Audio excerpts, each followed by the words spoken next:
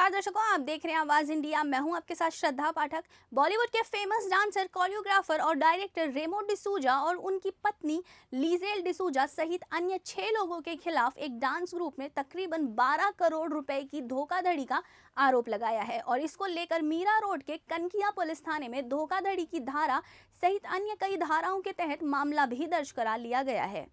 रेमो डिसूजा और उनकी पत्नी सहित अन्य 6 लोगों के खिलाफ मतलब कि धोखाधड़ी के इस मामले में कुल 8 आरोपी हैं, जिसमें रेमो डिसूजा और उनकी पत्नी भी शामिल हैं। जिस डांस ग्रुप ने धोखाधड़ी का ये मामला दर्ज कराया है, उस ग्रुप के लिए न्याय की लड़ाई एडवोकेट श्रवण गिरी लड़ रहे हैं। हमारे संवाददाता सर्वेश तिवारी ने रेमो डिसूजा सहित अन्य लोगों के खिलाफ जो धोखाधड़ी का मामला दर्ज किया गया है, उसको लेकर एडवोकेट श्रवण गिरी से फोन में पूरे मामले पर बात की। आइए सुनते हैं क्या कहना है धोखाधड़ी के इस मामले में डांस ग्रुप का हक दिलाने के लिए लड़ रहे एडवोकेट श्रवण गिरी का।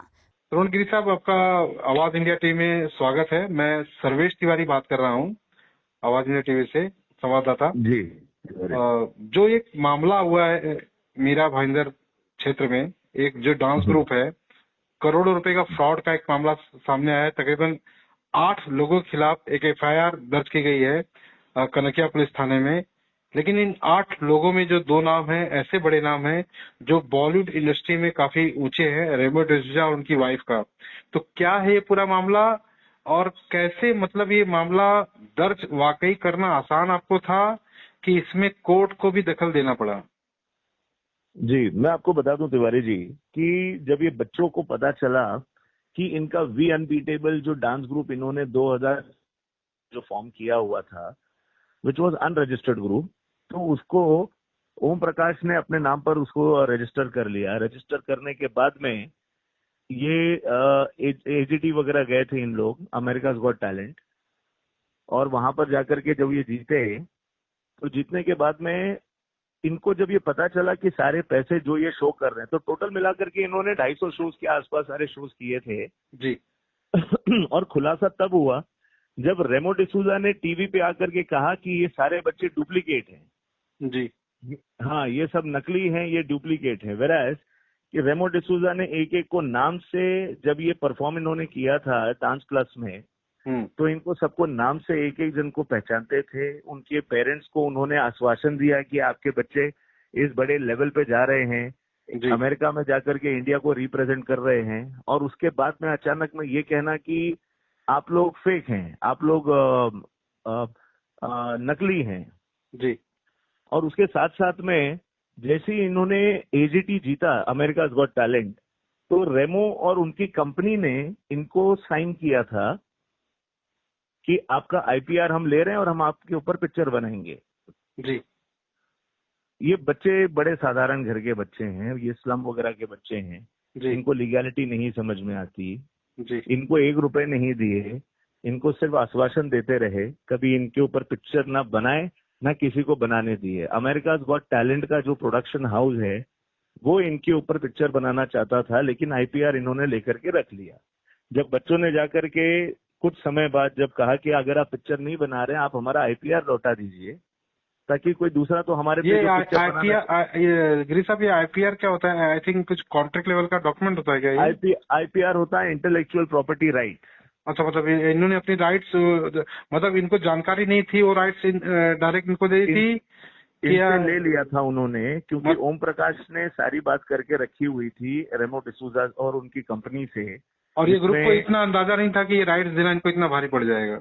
इतना भारी पड़ जाएगा जी। और आज इनकी सिचुएशन ऐसी है, ये हैंड टू माउथ भी नहीं है और ये कैसे कैसे करके अपना घर चला रहे हैं। ये 11, 12, 13 साल के बच्चे थे जब इन्होंने ग्रुप ज्वाइन किया था मेहनत करके। आज कोई उसमें 19 साल का है, कोई 24 का है, कोई 26 का है। जी। तो ये आईपीआर अगर इनके ऊपर फिल्म बनती, या तो अगर आपने आईपीआर लिया था यानी आपको साइनिंग अमाउंट इनको देना था, आपने साइनिंग अमाउंट बच्चों को दिया नहीं, आपने ओम प्रकाश को दिया। ओम प्रकाश ने 1 रुपया इनके साथ शेयर किया नहीं। जब अमेरिका की कंपनी इनके ऊपर इनका आईपीआर लेकर के पिक्चर बनाना चाहती थी, तो लेकिन अब ये आईपीआर इनके पास में है, तो अड़चन तो वही हो गई जी। लीगल अड़चन आ सकती है जी, बिल्कुल। हाँ, नहीं, 100% लीगल अड़चन आती। और ये तो क्रिमिनल ब्रीच ऑफ ट्रस्ट हो गया ना, कि अगर मैं आपको कोई चीज सौंपता हूं, आप उसको मिसयूज करो, सेल्फ यूज करो, या आप उसको डिस्ट्रॉय कर दो। 406 आईपीसी का जो डेफिनेशन है वो इससे क्लियरली एट्रीब्यूट होता है। 420 भी एट्रीब्यूट होता है कि आपने हमको डिसीव किया, आपका डिसऑनेस्ट इंड्यूसमेंट था, 1 रुपया आपने हमको दिया नहीं, ये हमारी सोर्स ऑफ अर्निंग है, यही हमारी ये बच्चों का जो घर चलता है, इनका परिवार चलता है जो स्लम में रहते हैं। तो ये क्लियरली एट्रीब्यूट होता है रेमो डिसूजा, उनकी कंपनी और उनके संचालकों पर, कि इस तरीके का एक्ट जो इन्होंने किया है that is very condemned. One, ये रेमो डिसूजा की कंपनी का नाम क्या है proper? Remo D'Souza entertainment private limited. मतलब एकमात्र Remo D'Souza private entertainment company इसी में इनकी इन्वॉल्वमेंट है कि कोई और भी कंपनी है? जैसे ओम प्रकाश चौहान की बात करें, देखिए ओम प्रकाश चौहान का दूसरा रोल है, रेमो डिसूजा और उनकी जो कंपनी है उनका अलग रोल है। ओम प्रकाश का रोल ये था कि इनसे पहले मुलाकात की, जान पहचान की, इनका भरोसा जीता, ऐसा कुछ? हाँ, इनसे मुलाकात की, इनसे जान पहचान की, इनका भरोसा जीता। और पहली बात तो ओम प्रकाश को डांस में बड़ा रुझान था, लेकिन ये बच्चों ने काफी कोशिश की, लेकिन अब उससे डांस वगैरह तो हो नहीं पाया। तो उसने कहा कि मैं एक काम करता हूँ, आप मुझे और आउट जॉब्स दे दीजिए, मैं आउट जॉब्स आपके करूंगा। जैसे कि कोई मैनेजर बन गया, मतलब इनका मैनेजर बन गया। इनका मैनेजर, अब वही एक टर्म बैठता है कि ये मैनेजर है। Technically he is not even manager, because there is no oral contract, there is no written contract. तो मैं आप लोगों के आउट जॉब्स करूंगा, आप लोग परफॉर्म करो, पीछे से जो रहेगा मैं पूरी तरह से जैसे पब्लिसिटी करवा दूंगा सोशल मीडिया पे इधर उधर सब। नहीं नहीं नहीं, जैसे क्या होता है तिवारी जी, अगर आप जाते हैं कोई कंपटीशन में, तो अगर आपने देखा होगा ऑडिशन के टाइम पे हर कंपटीशन में पार्टिसिपेट करने वाले बच्चों के टी शर्ट्स पे स्टिकर लगे रहते हैं। अच्छा, उस पे नाम लगा रहता है। अगर अगर काफी बच्चे हैं तो उनके हेड काउंट्स करने पड़ते हैं कि ये नाम के बच्चे हैं। और अगर मैं गिनती दे रहा हूँ 35 बच्चे हैं, तो ये 35 बच्चों के ये नाम हैं, सबके सब प्रेजेंट है, और सब किस किस सीक्वेंस में किस तरीके से खड़े हैं। अच्छा, 2 आखिरी सवाल गिरी साहब। एक तो कि ये क्या गोविंदन जो शिकायत करता है, वीर गोविंदन, हाँ वीर गोविंदन, उनको इस मामले में एफआईआर दर्ज करना, क्योंकि काफी बड़ा नाम है रेमो डिसूजा, बॉलीवुड इंडस्ट्री के डांस कोरियोग्राफर हैं, डांस कोरियोग्राफर, उनकी पत्नी जो कंपनी से रिलेटेड है, एफआईआर दर्ज करना काफी मुश्किल करना पड़ा या कोर्ट का मूव भी करना पड़ा? देखिए, इनको कोर्ट मूव करना पड़ा क्योंकि इनको इतनी मुश्किलों का सामना करना पड़ा। ये गए, जब ये बच्चे, सारे बच्चे अपने पेरेंट्स के साथ गए रेमो डिसूजा के, ओम प्रकाश के पास में, कि हमारे बच्चों ने मेहनत किया हुआ है, उनको उनके हक का पैसा दे दीजिए। उस समय पर मीरा रोड पुलिस स्टेशन से अटैच, वो भी एक अक्यूज हैं इसमें, विनोद राउत करके ऑफिसर हैं। He is a police officer. He is a police officer attach to cyber crime. Mira Road local police station की भी नहीं है, साइबर क्राइम, जिनकी डायरेक्ट कनाइवेंस है ओम प्रकाश से।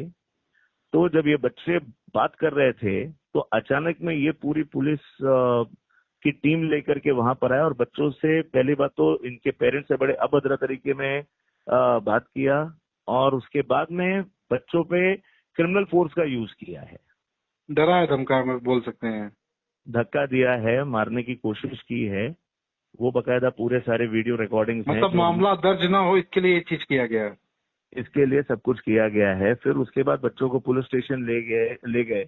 वहां जाकर के इनकी कंप्लेंट लेने के बजाय इनको धमकाया गया कि दोबारा आप ये कोशिश भी नहीं करना। तो इनके पास कोई ऑप्शन नहीं था। तो फिर ये बॉम्बे हाईकोर्ट इन्होंने मूव किया, रिट पिटीशन। कब गए थे Bombay high court? Bombay high court move होकर के लगभग 1-1.5 महीने हो गए। अच्छा, उसमें कोर्ट का ऑर्डर क्या था? मतलब 1-1.5 महीने कोर्ट ने क्या ऑर्डर दिया पूरे मामले को समझते हुए?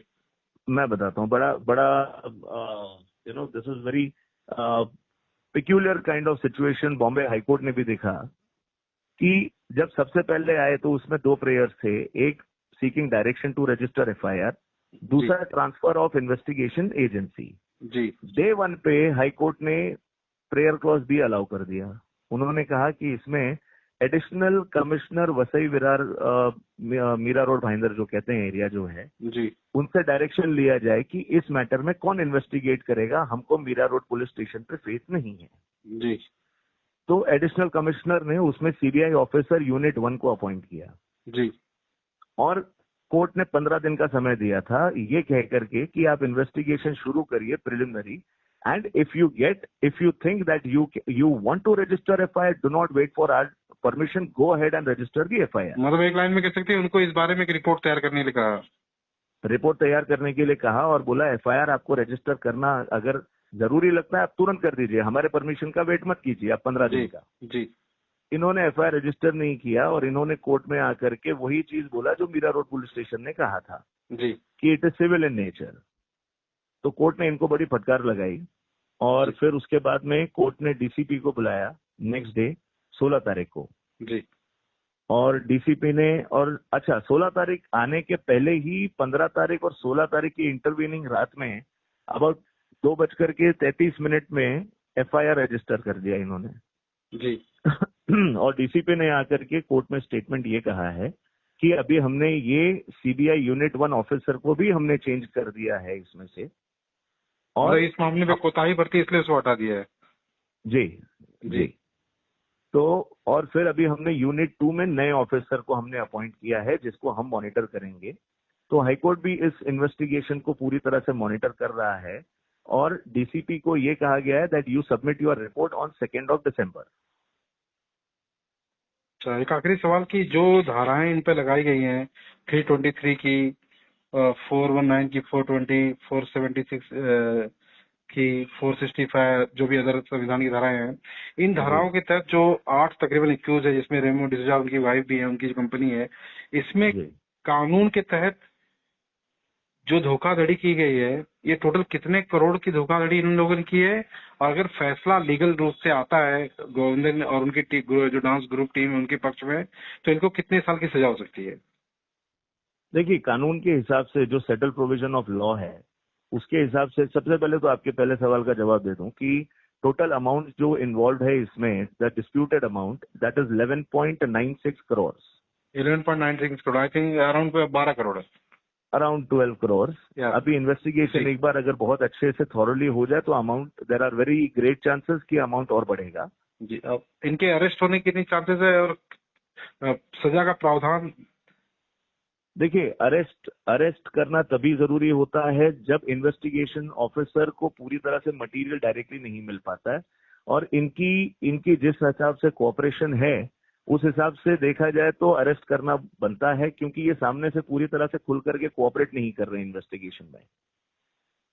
तो for a very fair investigation and fair trial it is very important for the investigating agency. जो धाराएं लगाई है उसके तहत कितने साल की सजा हो सकती है धाराओं के मुताबिक बात करें कानूनन? देखिए कानून में धारा जो है इसमें 420, 406, 323, 465, 467, अगर इसमें सबसे हैवी धारा हम देखें तो 467 है जिसमें पनिशमेंट इज 10 years विच में एक्सटेंड टिल लाइफ। अच्छा, एक आखिरी सवाल, क्या इस पूरे एफआईआर जो हुई है, जिस तरह से जी। पूरी खबर वायरल हुई, उसके बाद जाहिर है कि रेमो डिसूजा उनकी पूरी कंपनी को भी, उनकी वाइफ को भी पता चला होगा, जो ओम प्रकाश चौहान से जितने भी इन्वॉल्वमेंट लोग हैं, क्या इस जी। दौरान उनकी तरफ से किसी ने कांटेक्ट करने की कोशिश की आपसे या आपके कंप्लेनर को? नहीं, अभी तक हमें किसी भी तरीके का कोई कांटेक्ट नहीं आया है। जिगिर जी, आवाज इंडिया टीवी से बात करने के लिए आपका बहुत बहुत धन्यवाद। जी, thank you so much. Bollywood के डांस कोरियोग्राफर और डायरेक्टर रेमो डिसूजा और उनकी पत्नी लीजेल एक बार फिर कानूनी पचड़े में फंस गए हैं। हाल ही में रेमो और उनकी पत्नी समेत 8 लोगों के खिलाफ धोखाधड़ी का केस दर्ज हुआ है।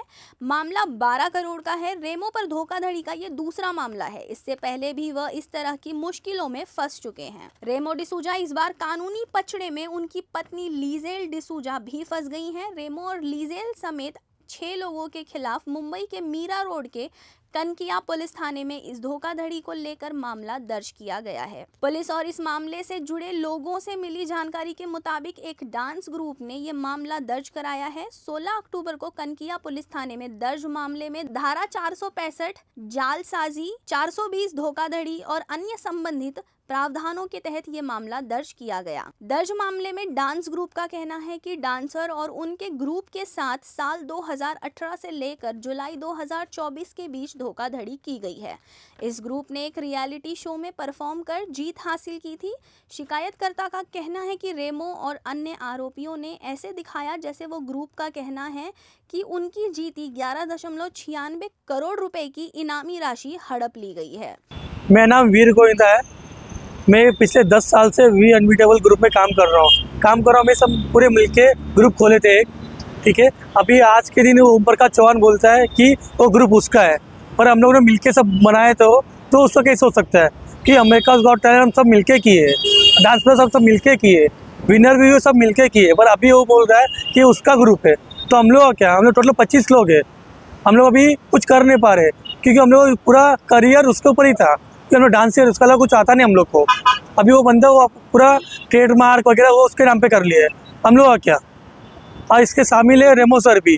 उन्होंने सीधा ये बताया कि मतलब ये जो वी अनबीटेबल है वो ओरिजिनल है ओम प्रकाश चौहान और उसका डैड। पर हम लोग जो 25 लोग हैं उन्होंने बोल दिया सीधा डुप्लीकेट करके, उन्होंने सीधा बोल दिया विकास अनबीटेबल और डुप्लीकेट है, हम लोग का कुछ नहीं होगा। और ये बात करने के लिए हम लोग विकास ओम प्रकाश चौहान के पास गए थे, तो उनके पास जाके पूछ रहे थे भैया इससे तुमने क्यों किया, हम लोग ग्रुप से क्यों निकाले। तो वो बोलने गए तो उन्होंने एक पुलिस वाले को बुला दिया, उनका नाम विनोद रावत है। उन्होंने सीधा आके हम लोग को धक्का उक्की करने चालू कर दिए और ओम प्रकाश चौहान को लेके चले गए। तो विनोद रावत भी इसमें शामिल है। और रोहित यादव जो अमेरिकाज़ गॉट टैलेंट में आए थे मिलने, मतलब कोरियोग्राफी करते थे, वो ओम प्रकाश चौहान ने उनको बुलाया था। जो प्राइज मनी था अमेरिकाज़ गॉट टैलेंट में मिला था हम लोग को $25,000, उसमें से वो आधा लेके चले गए और बाकी जो पैसा है ओम प्रकाश चौहान ले लिया। पर हम लोग जीते हम सब थे, पर हम लोग कुछ नहीं मिला। और डांसर्स का पैसा, फ्रेंड प्रोडक्शन, वो हम लोग पैसा उसका भी 5 लाख रुपया नहीं मिला और एक लाख का वाउचर था, वो भी हम लोग को नहीं मिला। हम लोग ने हिसाब तो लगाया है, उस हिसाब से हम लोग 11 CR है, वो हम लोग को अभी तक मिला नहीं है। मिला नहीं मतलब उसमें आधा जो मिला, बाकी का पता नहीं किधर गया क्या गया करके। इसका हिसाब ओम प्रकाश चौहान को देना पड़ेगा। हम लोग ने बहुत कुछ पुलिस चौकी गए थे पूछने के लिए, जितना हुआ हम लोग थे। बाकी सो जो है बाकी क्राइम ब्रांच पूछताछ कर रही है। हम लोग हाई कोर्ट गए इसका न्याय मानने के लिए, भाई उधर से हम लोग को जो भी है मिल जाएगा। हम इसमें रेमो सर है, प्रेम प्रोडक्शन है, ओम प्रकाश चौहान है, रेमो सर सुपर अपना डांस प्लस के सुपर जज थे, और विनोद रावत है, और विकास के डैड रमेश गुप्ता। उनका क्या सीन है कि वो विकास के डैड है ही नहीं, वो तो उनको गोद लिए। और हम लोग को लगता था कि वो पैसा वो उनके पास जाता था डैड के पास, पर उनके पास नहीं जा रहा है। ये लोग सब मिलकर शामिल है। इस मामले में पुलिस ने रेमो डिसूजा, उनकी पत्नी Lizelle D'Souza, Om Prakash Shankar Chauhan, Rohit Yadav, Frame Production company, Vinod Raut, Ramesh Gupta और अन्य एक शख्स के नाम पर केस दर्ज किया है।